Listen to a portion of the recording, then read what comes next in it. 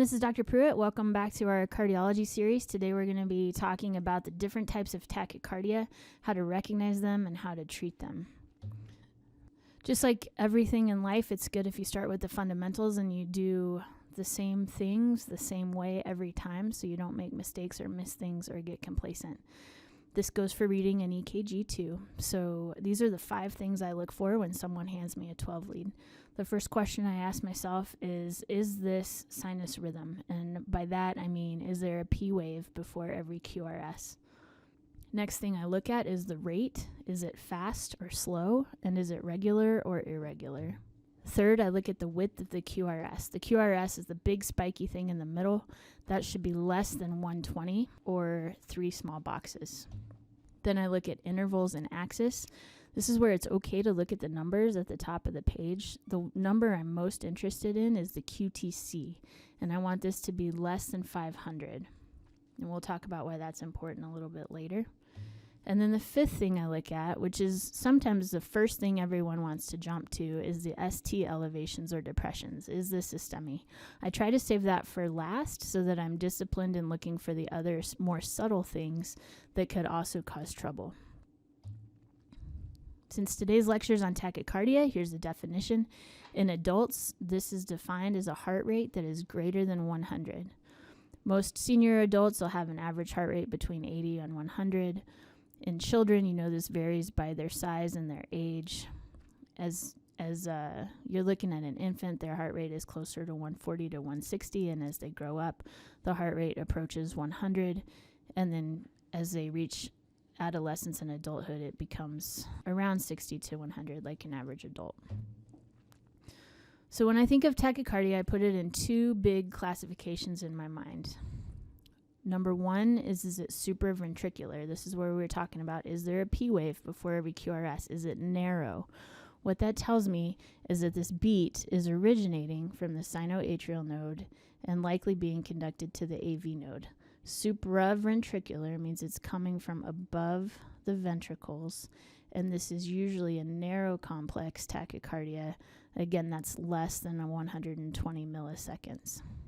And then the second type of tachycardias come from the ventricles, and these ones are wide because conduction is a little bit slower through the ventricles, and it tends to widen the QRS as that impulse is conducted through.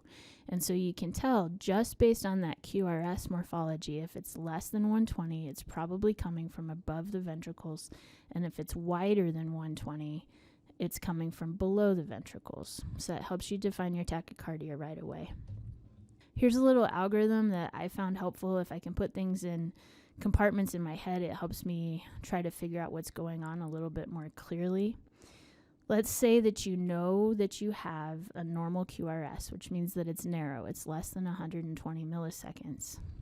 The next question I ask myself is this regular or is this irregular? I know that it's coming from above the ventricles, so it's supra-ventricular. And there's really only 3 types of supra-ventricular tachycardia that you'll see in the field. If it's regular, it's either sinus tachycardia or supra-ventricular tachycardia. If it's irregular, you're likely dealing with atrial fibrillation with rapid ventricular response. So these are really your only 3 narrow complex tachycardias you need to know. And you can divide them up by whether or not they're regular or irregular. So let's look at sinus tachycardia. Here we have a rhythm. You can see that there is a P wave before every QRS. The QRS is narrow, so right away you know that you have a sinus rhythm that's coming from the supraventricular area, and it's fast and it's regular. So this is sinus tachycardia. Here's what this would look like on a 12 lead. I tend to find P waves the easiest in lead 2. Right over here, that's where I go when I'm trying to find 12 leads. So if we read this like we want to read 12 leads the same way every time, I look for P waves before every QRS. Here's a P wave, here's a P wave, here's a P wave. Okay, this is a sinus rhythm. Is it fast or slow? You can look at the top. Here we see it's 131 beats per minute, so it's fast. Is it regular or irregular? These look like they march out pretty evenly, so I would call it a fast, regular sinus tachycardia. Okay, and we see a narrow, regular QRS with P waves present. So this is sinus tach. Now, what causes sinus tachycardia? There's lots of different things. One is just adrenaline. When people are scared or nervous or anxious, or maybe they've just run a race, your heart is going to speed up in order to provide more blood flow to the brain and the lungs and the muscles. Sometimes when people are dehydrated and there's low volume in their system, the heart is also going to speed up to try to provide more blood flow to the areas that need it. Infection will cause sinus tachycardia, as will some drugs, notably in our area. Methamphetamine does this, cocaine does this, any kind of stimulant. And then sometimes pain will do this too. So these are all things to think about when you have a patient with sinus tachycardia. One of our number one treatments for this in a young, healthy person would be fluids. This is our go-to for treating sepsis or overwhelming infections. You want to be careful in your older patients who might have some underlying heart failure because you don't want to give them too much fluid and the heart not be able to handle that and subsequently cause pulmonary edema. Obviously, if the cause of the sinus tachycardia you think is pain, then address the pain as well. They might not need fluid, they might need pain control. So take every situation under consideration and treat it appropriately. Now, the other fast and regular tachycardia that you might see out there is SVT, Supra-Ventricular Tachycardia. And this is essentially a miscommunication between the atria and the ventricles about an impulse that's conducted. Remember, if we're looking at the way electricity is conducted through the heart to help it beat, we start with the sinoatrial node up here. The impulse is conducted to the AV node and then down to the ventricles to help the ventricles beat and eject blood out of the heart to the rest of the body. Now, depending on the origin of the beat is going to be manifested on the 12 lead. So sometimes the electricity gets sent in a circle around the atria, and this is an AV nodal Re-Entrant tachycardia, where the atria starts beating too fast and only certain beats are able to get through the AV node because it has what's called a refractory period. It needs to reset itself before it's able to send another impulse down to the ventricle. So sometimes the atria will beat faster than the ventricle is able to keep up with. This can be focal atrial tachycardia or AV nodal Re-Entrant tachycardia. Both of these will be narrow. There's another type of thing that can happen in a heart where there's an accessory pathway. For whatever reason, the electrical conduction through these hearts is a little bit different than normal. And you can see electrical conduction going through an aberrant pathway, not necessarily the pathway it was intended to go. But no matter where it's coming from, whether it's coming from the sinoatrial node or not, it's still conducted through the AV node. And what that means is that even if it's coming from a place that's not where your normal sinoatrial node is, it's still going through the AV node to the ventricles. And this is going to cause, just like any tachycardia, a narrow complex tachycardia because it's going eventually the way that it should. Ortho in Latin means straight. So it's going straight or through the correct path that it was intended to go through. As opposed to some accessory pathways, if you have a originating beat that's elsewhere from the sinoatrial node, sometimes they're conducted backwards. And if the impulse goes through the ventricles first and then backwards through the AV node, what you're going to get is a wide complex tachycardia, and we call that antidromic.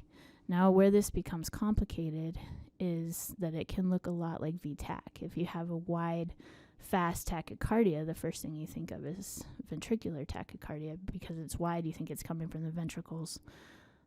This can be a little bit tricky. You're not expected to diagnose this in the field. It's just something to know about that exists out there. So when we're thinking about supraventricular tachycardias, we're still in the realm of a tachycardia that is fast and regular and narrow.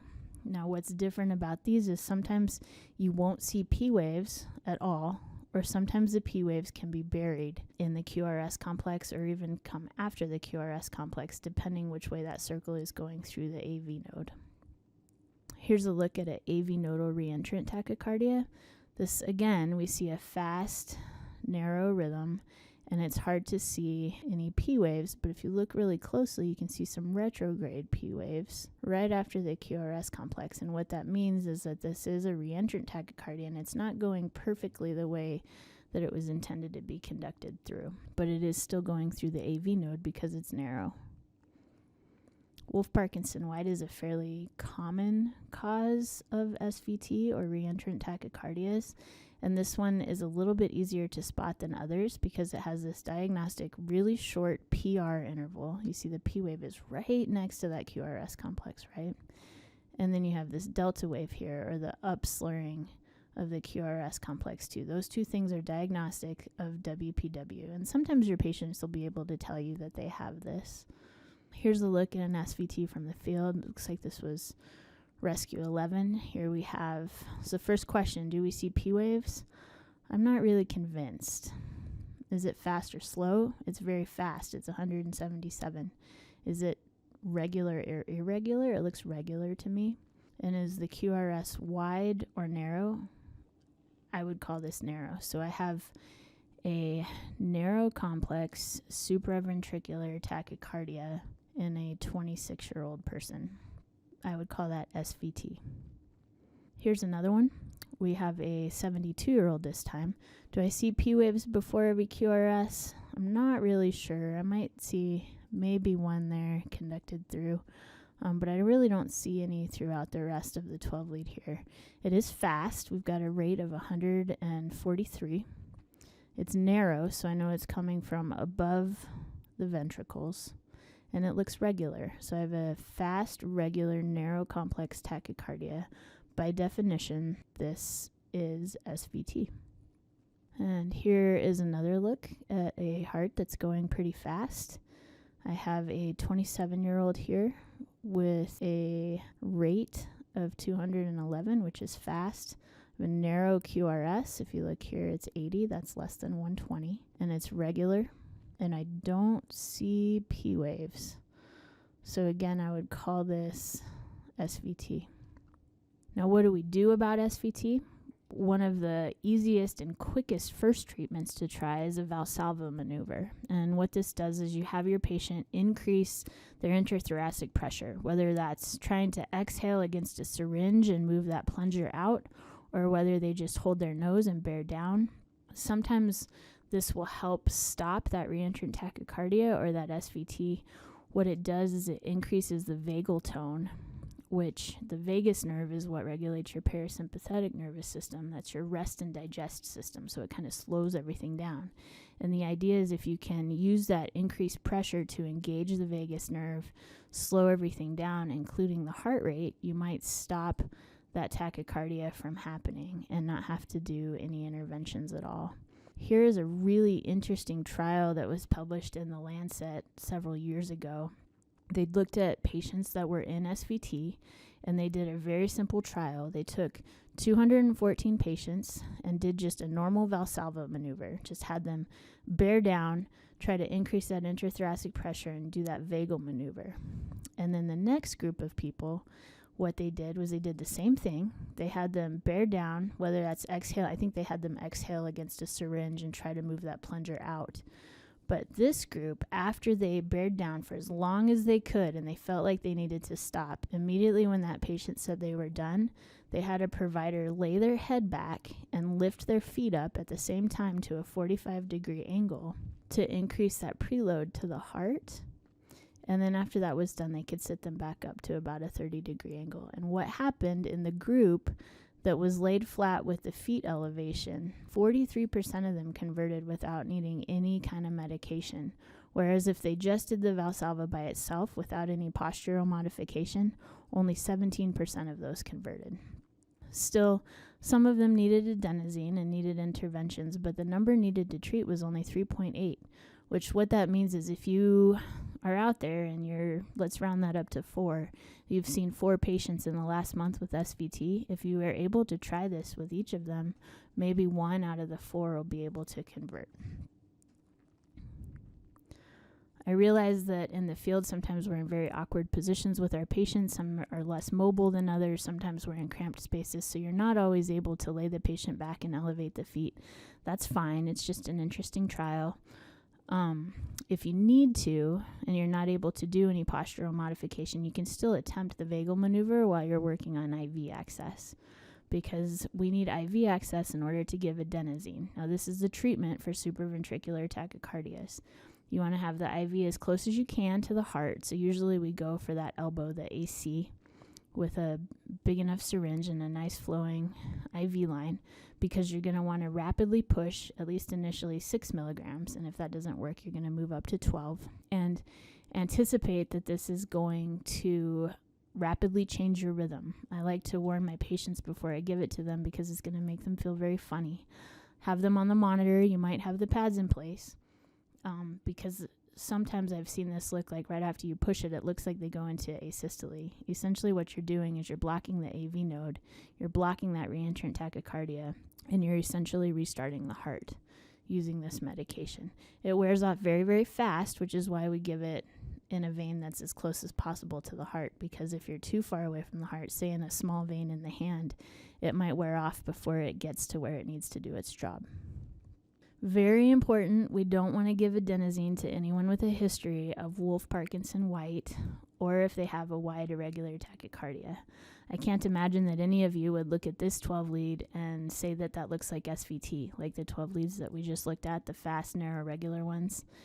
This is fast, but I would call it wide and irregular. So don't be tempted to give adenosine to this, especially if the patient tells you they have a history of Wolff-Parkinson-White, because this can cause ventricular tachycardia and make the patient unstable.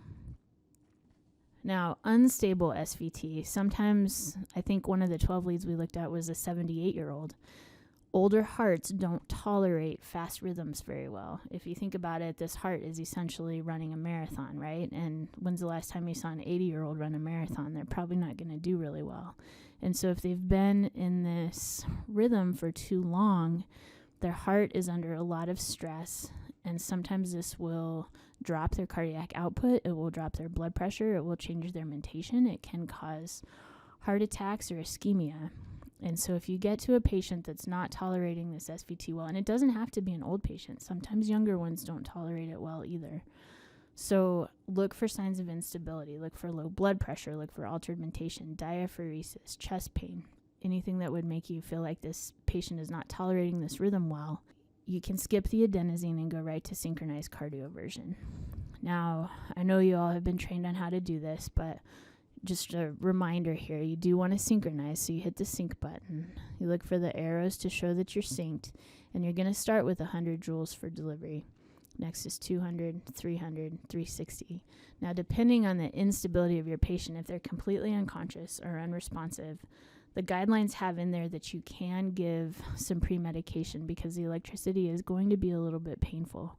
But I would just be cautious with your Versed, realizing that if you're performing synchronized cardioversion for hypotension, if you give Versed, you can further decrease the blood pressure and make your situation worse. So sometimes, just based on the presentation of your patient, it might be better to cardiovert them and then treat the pain afterwards. Okay, so our two narrow complex regular tachycardias are sinus tachycardia and SVT. If we're dealing with a narrow complex tachycardia that's irregular, the one that you're going to see most often in the field is atrial fibrillation with rapid ventricular response. And all this means is it's atrial fibrillation that's got a heart rate over 100. What can cause this sometimes is, one of the more common ones I see in elderly people is infection. Sometimes thyroid problems can cause this. Underlying heart disease for sure can cause this. And not that infrequently, someone who's binging on alcohol for a while can come in with atrial fibrillation with RVR as well. The way I like to approach this is with gentle fluid. I'll usually give a 500 cc bolus and see if that will help calm this heart down. If not, I know it's not in our guidelines here, but it is a national registry. We can give certain medications that will control the rate or rhythm, namely diltiazem or metoprolol. These are IV medications that can help slow things down. And then in the field, one of our treatments for our unstable patients is cardioversion. Here's a look at atrial fibrillation with RVR. So if we start the way that we normally do, we have a 73-year-old patient. I always like to look at how old they are. This is a rate of 127. Do I see P waves before every QRS? The answer is no. I'm not really seeing P waves in here. with any regularity. I do have a narrow complex tachycardia. So no, it's not really a sinus rhythm. It is a narrow complex tachycardia that's coming from above the ventricles, and it's fast. And is it regular or irregular? Well, if you look at these QRS complexes, they're at random spaces. So I would call this irregular. So it's an irregular narrow complex tachycardia, which means I'm dealing with A-Fib with RVR. Here's another look. As the rates get faster and faster, sometimes it's harder to tell whether it's regular or irregular. But again, here we have a 76-year-old with a heart rate close to 150. I'm having a hard time seeing any P waves that look regular before any QRSs. It's narrow though, and it's fast. And if you look over here, for me, it's a little easier to see that this is irregular. So I would call this atrial fibrillation with RVR. Here's another look. This is a 39-year-old actually with a heart rate of 158. And remember, we said as you get faster and faster with these rates, it's harder to tell whether they're regular or irregular. But I'm not seeing P waves. This is a narrow QRS. It's 0.9, right? We call it wide if it's 120. And here's some irregularity over here. So again, A-Fib with RVR. Now this is where it gets tricky. Here we have, I would just look at this and say this is a pretty sick heart, and I wouldn't be surprised if this patient is fairly unstable. But we have a 70-year-old person with a heart rate of 167, right? So already we know we have our little geriatric person that's essentially running a marathon. And when I look at this EKG, do I see P waves before every QRS? The answer is no. And what does our QRS look like? I see 160 here, so it's wide. But why is it wide? Over here in V1, it looks like we have a right bundle branch block, and it's okay to have a wide QRS if you have a bundle branch block. So we have a right bundle with an irregular rhythm. So this is a wide QRS that's irregular, and it's fast. So this is still A-Fib with RVR, but the right bundle branch block might throw you off. I wanted to bring this up because not all A-Fib with RVR has to be narrow, depending on the underlying conduction disease that's there to start with. And same thing, just like you can have a right bundle in A-Fib with RVR, you can have a left bundle in A-Fib with RVR. So here we have a 60-year-old with a heart rate of 148. Again, I don't see P waves really that are regular. This is an irregular rhythm, and it's wide. See, our QRS is 150, which is greater than 120. I look here and I ask myself, why is it wide? My first question is it wide because it's a bundle branch block? And it looks like the answer is yes. Our QRS vector is mostly down in V1, which would be consistent with a left bundle branch block. But what you see here is very important. This is a wide, irregular rhythm with no P waves, so I would call it atrial fibrillation with RVR. But look here, we talked about these patients with these heart rates close to 150. This heart is not tolerating this rhythm very well. Look at the ST depressions here. Remember, that's the last thing we look at. That's number 5. He's having a lot of inferior ischemia here. So this is a patient we really need to slow down this rate because he's not tolerating this rate very well at all. So if that patient, the one we just looked at, you know they're already sick, because anytime you see a left bundle branch block, that's already a pretty sick heart. And then this one is going way too fast, and it's already in atrial fibrillation, and it's showing signs of ischemia. So I would not be surprised again if this is a pretty unstable patient. And so we're looking for mental status, hypotension, diaphoresis, change in skin color. All of these would indicate that you need to cardiovert pretty quickly. And so just like unstable SVT, unstable A-Fib with RVR needs to be cardioverted. And so you're going to hit your synchronized button. You're going to look for it matching up with these little arrows here. And when you're ready, you're going to start with 100 joules. Again, I would be careful about giving Versed if you're worried about their blood pressure. I would go with fentanyl first because fentanyl is a little easier on the blood pressure. And then as you keep trying to capture, so if you're not able to sync with 100, then you keep increasing your joules until you can. We already talked about what an unstable patient might look like, if they're unresponsive, if they have altered mental status, if they're hypotensive. These are patients I would have the pads on early and be ready to intervene. Now, a note of caution about atrial fibrillation.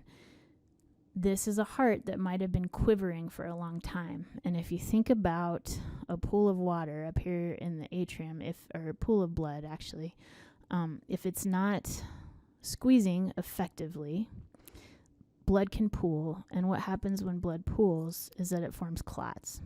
And as you start to help this heart squeeze more efficiently by your cardioversion, what you can do is actually squeeze one of those clots out of the atria into the ventricle and then straight to the brain. So sometimes atrial fibrillation can cause stroke. It's important to know if your patient is already anticoagulated. If they have a history of atrial fibrillation, they're just inherently at higher risk for stroke, and so they should be on anticoagulation to start with. But if you're dealing with a patient where this is a new onset of atrial fibrillation and they've been in it for a while, realize that if you do need to make that decision to cardiovert, weigh all the risks and benefits. If they truly need it, then go ahead and do it, but realize if you do it, you're increasing their risk for stroke. All right, so that's it for the narrow complex tachycardias. The ones you need to recognize are Sinus Tachycardia, which has P waves before every QRS, SVT, which doesn't usually have P waves and is fast but narrow, and then you have atrial fibrillation, which is irregular. Moving on to the wide complex tachycardias, this is simply just looking at the QRS being greater than 120. It can either be ventricular tachycardia or, like we already discussed, sinus tachycardia with some sort of bundle branch block. The key question anytime you see a wide complex tachycardia is it stable or unstable? Here's what VTach looks like. If we start just like we always do I see P waves before every QRS? I would look at lead 2. I don't see any P waves here. Is it regular or irregular? It looks pretty regular to me, but it's very, very wide, 146. So what I see here is a fast, wide, regular tachycardia. I would call this monomorphic VTach. Here's another one. This is a 57-year-old. Do I see P waves before every QRS? I don't think that I do. Is it wide or narrow? There's no numbers up here, but just looking at this, I would call this wide. And again, the faster the heartbeat gets, the harder it is to tell if it's regular or irregular, but I would call this fairly regular. So again, I have a fast, wide, regular rhythm. I would call this VTach. Same thing here. I almost see P waves here before every QRS, but I have a wide QRS that's regular. Now the big question with these, when you're thinking about treating them, is are they stable or unstable? You could sometimes have a patient with a 12 lead that looks like this, that's awake and talking to you and maybe complaining of shortness of breath or dizziness or chest pain. But this could also very easily be an unresponsive patient as well. So you're going to go based on your patient's vital signs and how your patient looks and how they're interacting with you. And if there's signs of instability, which would be hypotension, altered mental status, diaphoresis, this is a patient you're going to need to cardiovert. And you want to shock them if you're able to. You can try to sync, but sometimes realize if there's not a regular QRS, it's easy for the monitor to pick up. You might need to do unsynchronized as well. So attempt sync first. And then if you can't, then go to unsynchronized. You want to use 360 joules for this. One thing I always like to evaluate for if you get a 12 lead that is looking like it wants to go into an irregular or dangerous rhythm, it's very important to look at the QT. This is something that's easily overlooked but can have big implications for our patients. You want the QTC to be less than 500. If you notice that it's approaching 450, you need to be very careful and anticipate that these patients could spontaneously go into something called torsades. Now, certain things can preclude patients to having this. One is, I call them the antis. So the antiemetics, the antibiotics, antipsychotics, antiarrhythmics.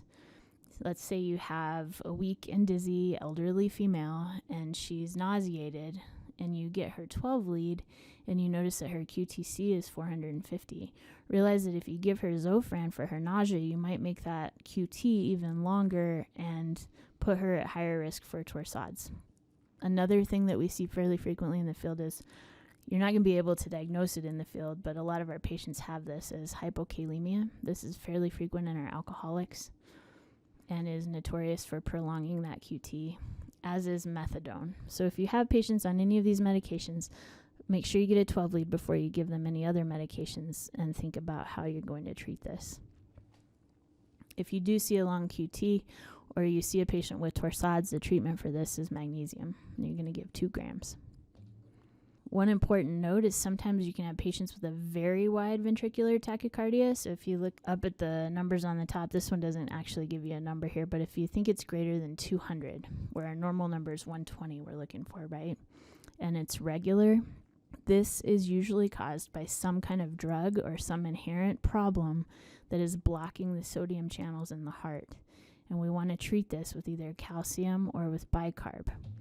Because this patient has such a wide complex tachycardia, it's usually due to a sodium channel blocking effect. And if we give lidocaine, what does this do? It further blocks the sodium channel. So this is actually going to make your problem worse and might lead to asystole. Whereas if you have a very, very wide complex tachycardia, you can consider giving both sodium bicarb and calcium chloride to try to narrow down that QRS. And the patients that you're going to see this in will be your patients with a TCA overdose, with severe hyperkalemia or very profound acidosis. This is what a TCA overdose looks like on a 12 lead. Look up here at AVR. You have a big R wave. It's a wide QRS. Things that can cause this would be antiarrhythmics can do this. Amitriptyline will do this. Lidocaine. Antimalarials, which is a hot topic right now with the COVID treatments, hydroxychloroquine. And then there's also a psychiatric drug called carbamazepine that can do it as well. And you're going to treat this wide QRS with sodium bicarb. All right, quick review. 2 types of tachycardias. There's supraventricular that has a narrow QRS, and there's ventricular that has a wide QRS. And they'll each be treated differently. If you bottom line those, if you have an unstable patient with either type of tachycardia, you're going to start to use electricity. Realize that if you do have a patient with ventricular tachycardia, this is usually caused by acute coronary syndrome. So if you have a patient that's awake and can talk to you, you want to give them aspirin. That's the only thing that helps with mortality. And then get them to a hospital that can get them to the cath lab. Another important note here when we're talking about cardiology and 12 leads is that 4 leads are great. It kind of gives you an idea of the underlying rhythm, but realize that it's very important to get a 12 lead, because if you're only using the 4 leads, you're only getting 25% of the picture, and you want to look at what's going on with the entire heart. So please, please, please, no quick 6s or 4 leads only, get a 12 lead. All right, any questions for me? Please let me know, or feel free to reach out to your 7-8.